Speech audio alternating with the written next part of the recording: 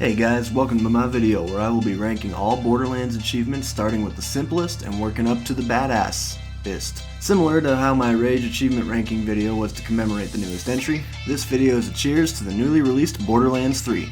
Before going from one post-apocalyptic first-person shooter video that's late to the party to the next, let me lay out the ground rules. First up, there are certainly going to be some sort of spoilers in relation to plot progression and main story achievements, so you've been warned. Next up, this list is my opinion. I will be factoring in things such as time consumption and inconveniences as well instead of just raw difficulty. Lastly, my playthrough of this is for the Borderlands Game of the Year edition released on the Xbox One earlier in 2019. This included multiple playthroughs of both co-op and solo gameplay. This version's achievements are nearly identical to the original 360 version except for two instances.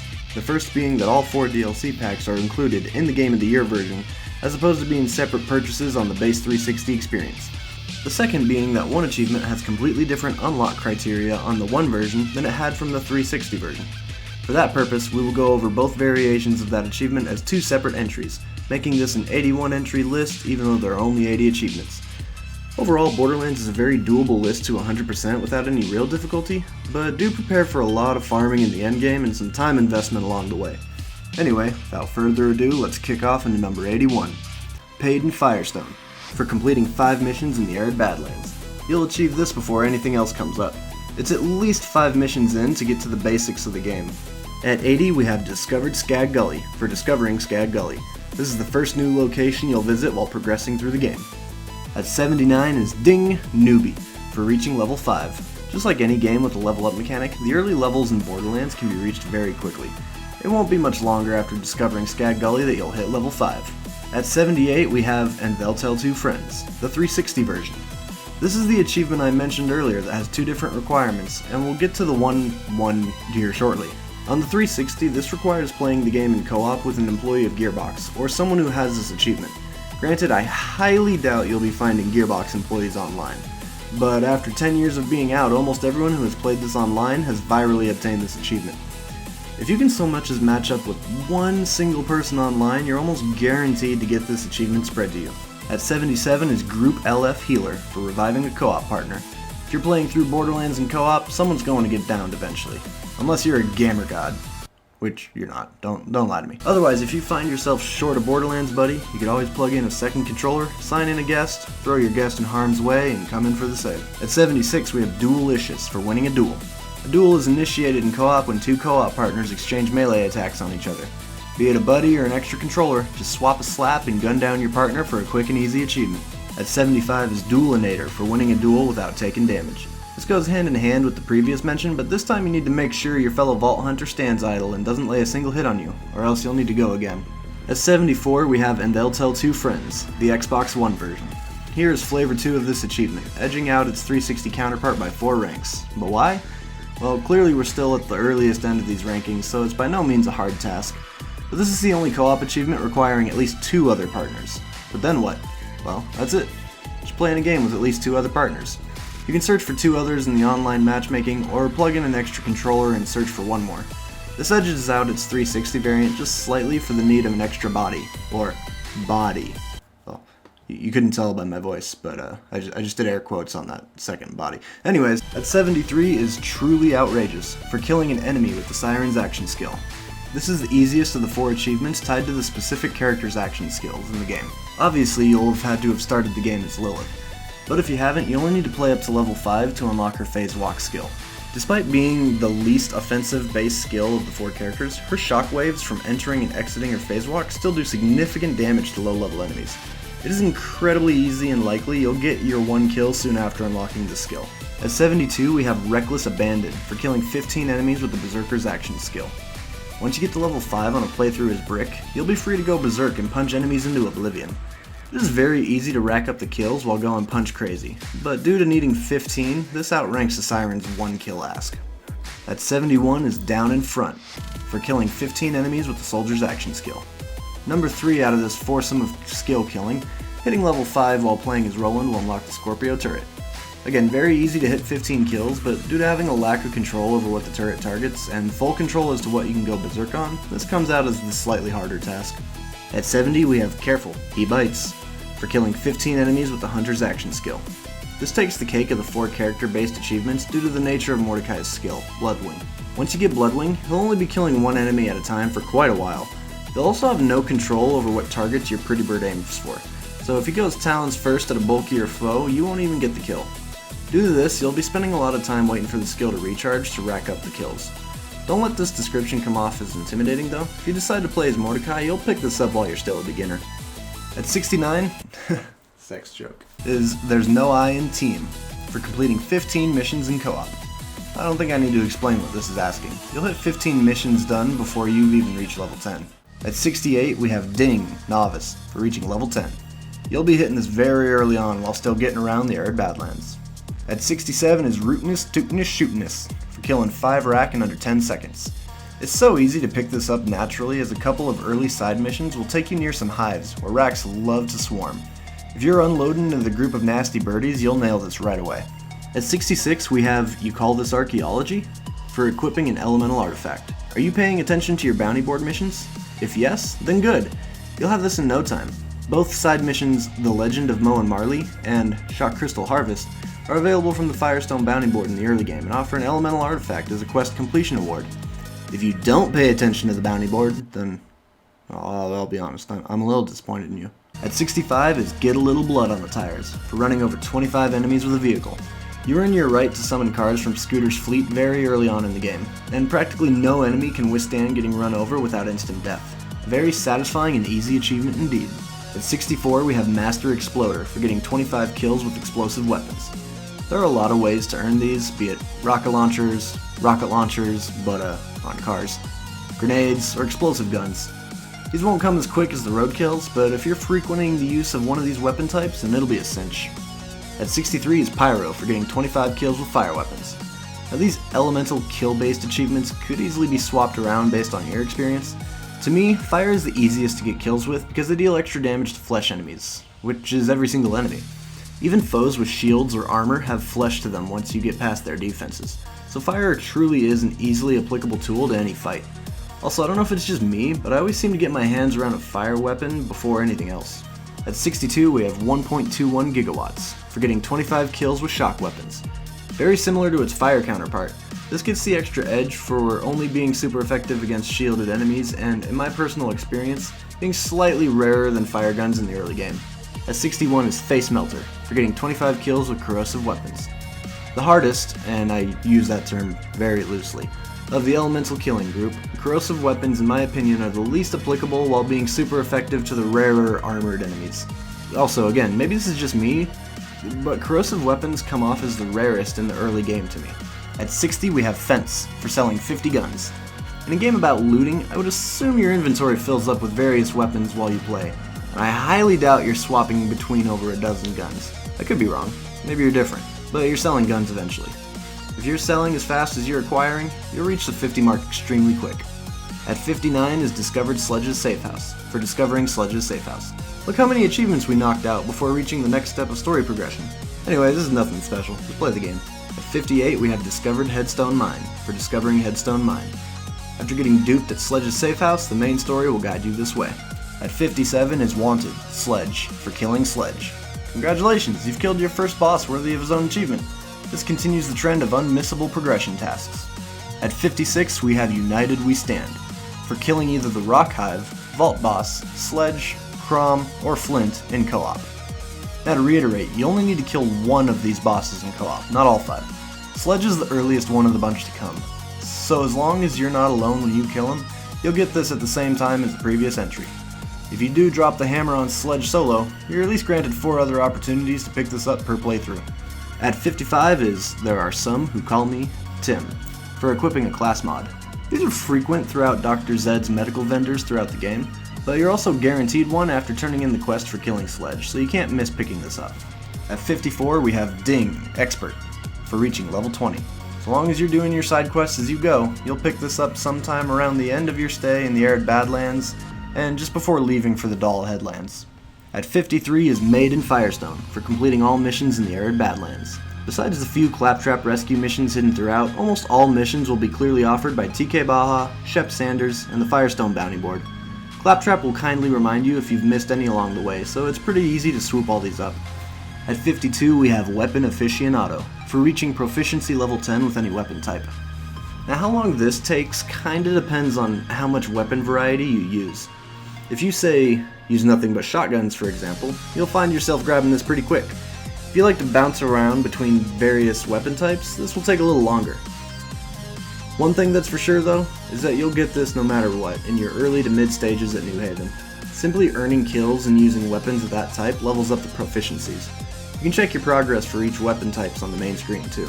At 51 is Paid in New Haven, for completing 5 missions in the Rust Commons. Again, this placement can fluctuate with previous entry depending on your weapon usage, but for me I got this just after. It can't be missed anyways. At 50 we have Discovered the Scrapyard, for discovering the Scrapyard. This will be your first new area achievement after coming to New Haven and will unlock in story progression. At 49 is Discovered Krom's Canyon, for discovering Krom's Canyon. The next step of story progression, not much to say. At 48 is Wanted, Krom, for killing Krom. I'll give you 3 guesses as to who the boss in Krom's Canyon is. Spoiler alert, it's Krom. At 47 we have Ding, Hardcore, for reaching level 30. Do your side missions as you go and you'll get this midway through the New Haven part of the game. In my experience, I got this right after killing Krom. At 46 is Pandora-Dog Millionaire, for earning $1 million. I said this once already, but in a game about looting I expect people to loot.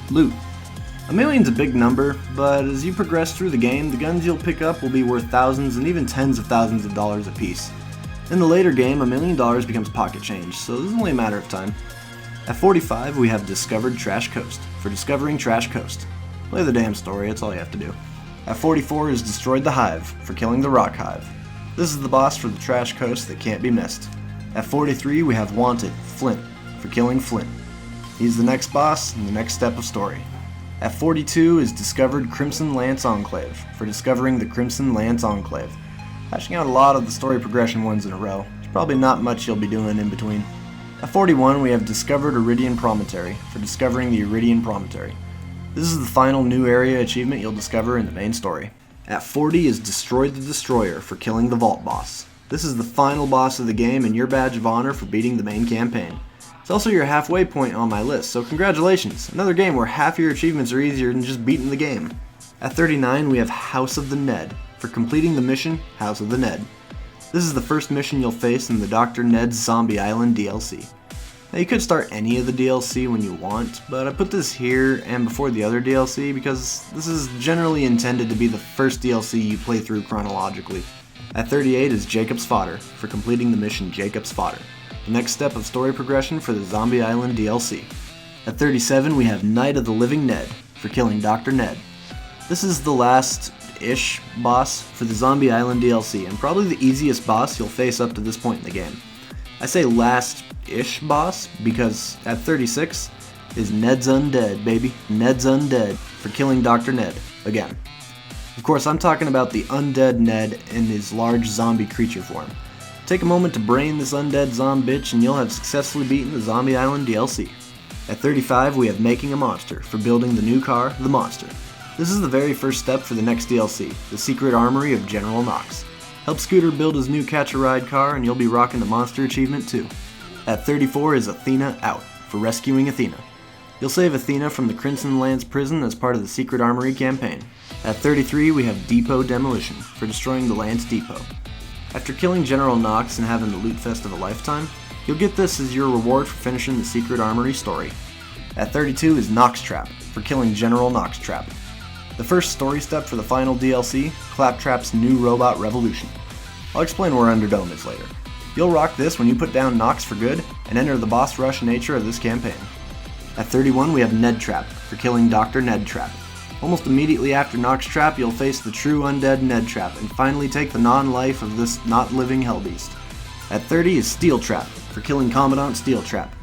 Almost immediately again after killing Ned Trap, you'll square up with Steel Trap. She's actually a fresh breath as she's the only boss you haven't fought prior to this DLC. But if you did the Secret Armory before this, then she's really no different than the Lance Assassin Squad Commandos. At 29 we have Muerte la Robo-Lucion, for killing the Interplanetary Ninja Assassin Claptrap. Damn, what a mouthful. But take peace in knowing that killing the INAC is the final step for not only this Claptrap Revolution campaign, but all campaigns in the game, not counting New Game Pluses. At 28 is 12 Days of Pandora, for completing the 12 Days of Pandora challenge. First off, this is a secret achievement, so you wouldn't even know what you'd have to do if you didn't look it up. Next, your odds of getting this naturally are hit or miss. I didn't pick it up without direct focus, but it could be possible. What is the 12 Days of Pandora challenge, you might be asking? Well, bear with me. It's 12 assault rifle kills, 11 pistol kills, 10 shotgun kills, 9 SMG kills, 8 sniper rifle kills, 7 melee kills, 6 critical hit kills, 5 explosive kills, 4 shock kills, 3 incendiary kills, 2 corrosive kills, and 1 grenade kills. I mean kill. None of this is difficult, actually it's not hard at all, but I feel like this is an easy achievement to glance right over. At 27 we have Can't We Get Beyond Thunderdome for winning an arena match. Did you even know Borderlands had an official PvP mode? I don't mean dueling, although the arena matches are basically just a glorified dueling mode. Again, this is very easy, and only shoots its way up this high from its alike co-op achievements because it's such a forgettable and easy to miss aspect of the game. You'll need to go out of your way to visit an arena, even though there's one in the bandit camp across the street from Fyrestone. And either let your Borderlands buddy let you gun them down for 3 matches in a row, or beat up on an idle second controller signed in. Knock that out and you can, in fact, get beyond the Thunderdome. At 26 is You're on a Boat, for being where you never thought you'd be. What the hell does that even mean? It means you found the Lonely Island Easter egg at the corner of the Treacher's Landing. Once you find this boat tucked away in the far corner, you'll get your achievement. Nothing challenging, but it's very well hidden. At 25 we have Small Tournament, for completing the lesser challenges in each of the 3 Coliseums. Finally, something from Mad Moxie's Underdome DLC makes it on this list. And this is the first, actually only, mission in this DLC. It is, however, the longest single quest in Borderlands. You need to complete 5 rounds, each round having 5 enemy waves, in each arena, and there are 3 arenas. If you're not a fan of math, that's 75 total enemy waves. The rounds get harder as you go due to modifiers that change the gameplay and enemy stats that progressively buff. At 24 is Speed Kills, for destroying a Lancer with a Racer. This is done on the highways in the Secret Armory DLC. Now you need to be careful because those Lancers will destroy you in a couple shots. But if you can weave and spam that rocket fire, you can nail yourself a kill. You only need 1. At 23 we have My Brother is an Italian Plumber, for killing an enemy plumber style. You've played Mario, put 2 and 2 together. If you never happened across this, you actually do some itty bitty damage to enemies for jumping and bouncing off their heads. Obviously taking this to a level 2 Skag pup in Fyrestone is the surefire way to get this, but it's still pretty annoying and will take a couple minutes of landing your bounces to make the kill. At 22 is Fully Loaded, for saving enough claptraps to earn 42 inventory slots. Broken claptraps are hidden throughout various areas of the game, and they require toolboxes also hidden in the nearby environments. Each saved claptrap nets you 3 more inventory spots. This takes a little searching on your end, but they tend to show up as new missions on your minimap. You can also save more claptraps on subsequent playthroughs and during the DLCs as extra insurance to hit that 42 mark. At 21 we have Made in New Haven, for completing all missions in the Rust Commons. Besides beating the main campaign to start, there are also several distributors for side quests you need to seek out. New Haven Bounty Board, Middle of Nowhere Bounty Board, Scooter, Helena Pierce, Crazy Earl, Busted Claptraps, and other random people in random places. It can be a little daunting trying to keep track of what side missions you haven't gathered yet, and if you miss even one mission, it'll take some time to scroll through your quest log and determine what you skipped. At 20 is Speedy McSpeederton, for racing around the ludicrous speedway in under 31 seconds. This is the racetrack in the southwest corner of the Doll Headlands. The time limit is actually pretty tight to what is needed to do a lap, so any bad collisions that halt you will ruin your run. Luckily there is a big jump that skips a lot of the track partway through the cave to get you ahead of the curve a bit. At 19 we have Ding! Sleepless, for reaching level 40. Doing all your side missions and the DLC will get you to level 40 as you're completing your first playthrough, or shortly after going into your second playthrough. At 18 is Brains, for completing the mission, Brains. This is the top dog for the Zombie Island DLC. You'll need to find Undead TK Baja and his Hollow's End getaway. Then you need to complete the missions in order. Brains, Brains, Brains, and Brains. And then Brains. I know that sounded like nonsense, but this is actually a series of missions where you need to gather and feed Zombie Baja brains, starting with 10, then 25, then 50, then 100, then 250 brains. You get your brains by scoring headshot kills on the zombie enemies throughout the DLC. This is a little tedious, especially if you don't know about the brains mission before completing the DLC, which means you might find yourself farming zombie headshots for a little while. At 17 we have Tourist, for finding all 6 Claptrap statues. Hidden, and I use that term loosely, Across the areas of the Claptrap Revolution DLC are large Claptrap statues with readable placards. You may have to progress further to get some to pop up. All of them are pretty obvious in the environment, save maybe for one of them that's kinda tucked away. At 16 is Sneaky Little Buggers, for killing each of the loot midgets. There are 5 of these little buggers hidden in openable containers throughout the Secret Armory DLC maps. 3 of the 5 can be found in specific areas, Mini Steve is more or less random, and then there's Meat Popsicle. Meat Popsicle kinda chills. Chills. Popsicle. Yeah. Under the T-Bone Junction and spawns at least level 61. This little bugger can annihilate you in an instant when you don't see him coming. You'll either want to be very much deep in the end game to take him face to face, or just get back and unload every bullet you got from a safe distance. At 15 we have Sucker Born Every Minute, for taking a tour of the world's largest bullet. This is obtainable where the world's largest bullet is in the Sunken Sea of the Secret Armory DLC. This ranks up here because of 2 key reasons. First, this is a secret achievement, and the money box where you dump the dough is not the most noticeable thing if you aren't looking. This makes this a well-hidden task to even start with. Then you may notice when you interact with said money box that nothing happens, and you start to scratch your head.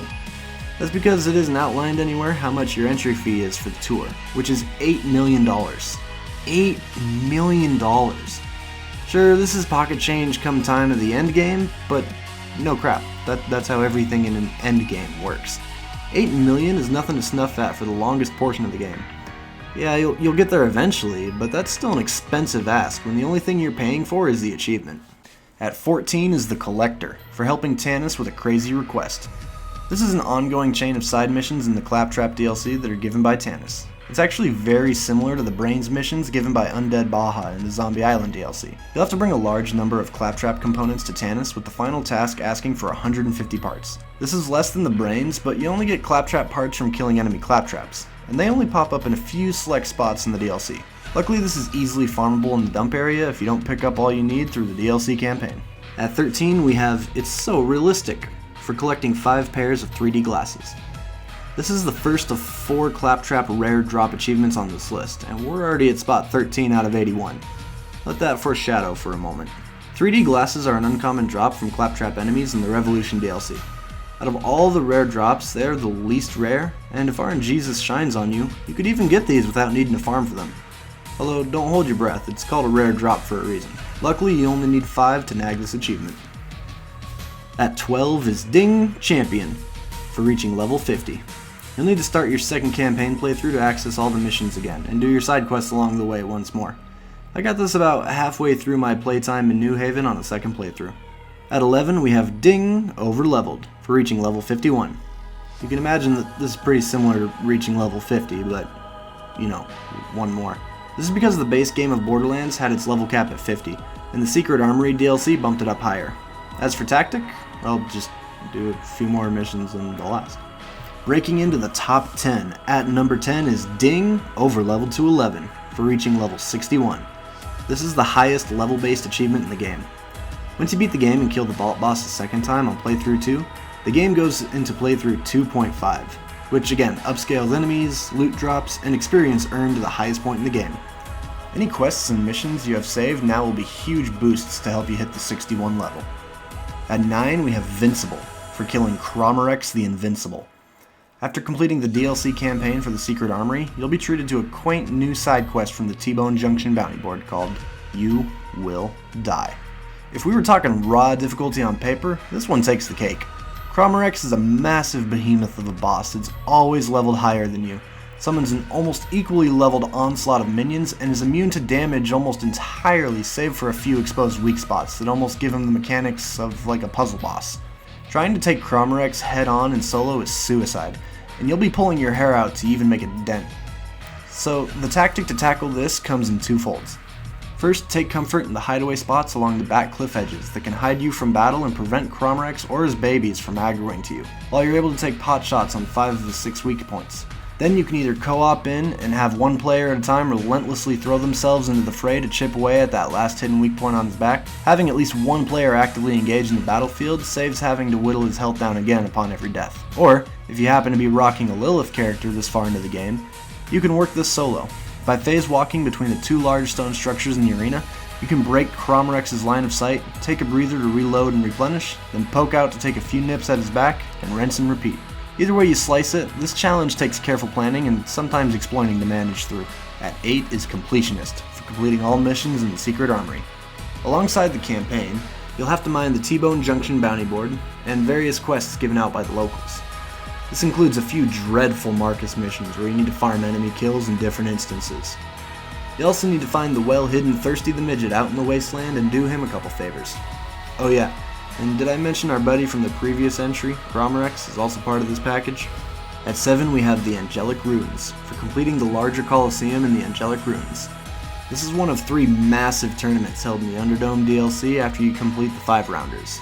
This is so tedious, because these big boy tournaments hold 20 rounds at 5 enemy waves each. For you math haters again, that's 100 waves of enemies on one tournament, with every 5 waves passed buffing the enemy stats and adding more modifiers into the mix to challenge things up.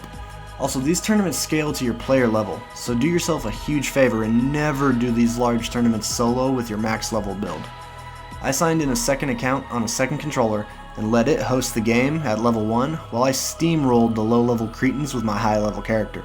Even while exploiting the game in this manner, it took 2.5 hours for this one tournament. 2.5 hours! Imagine if you had to face these guys at your level. The absurd challenge and amount of time this would take would be unreal. And it's not worth it for how boring and unfun this DLC is as a whole. I picked Angelic Ruins as the easiest due to how open concept the arena is, making it easy to spot and fire upon all enemies as they come.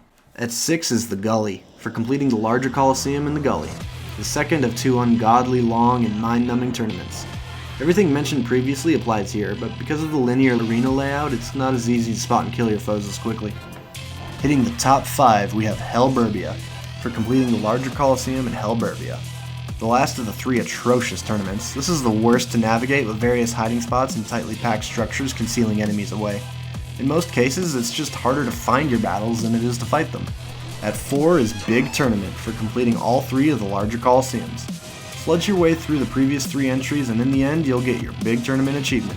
This was 300 total enemy waves and about 9 hours of exploited gameplay to finally cross the finish line.